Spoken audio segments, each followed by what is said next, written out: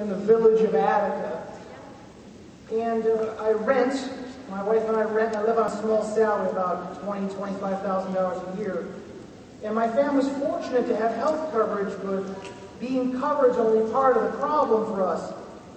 Because affording the coverage and dealing with the bureaucracy and the hassle that accompany it are real issues when it comes to receiving health care. Our insurance, and this may sound familiar to some of you, my insurance has third-party administrators, called TPAs. I got one for doctors, Blue Cross, I got one for mental health, value options, and one for prescription drugs, the blood-sucking Medco. And the problem is none of these people talk to each other, so we're constantly having to talk to them and tell them their jobs. How they're supposed to put out one form for what, and what Medco is supposed to do when, and Blue Cross covers this or that, and what forms the doctors are supposed to put in. It's ridiculous how unconsumer friendly this current system is that we have. And I have 3 mental health consumers in my household, including myself.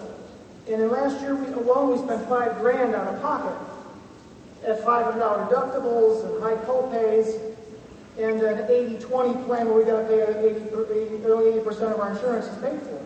This is very expensive. And due to the lack of quality care, which really was bordering on malpractice, my wife had to get rid of her psychiatrist.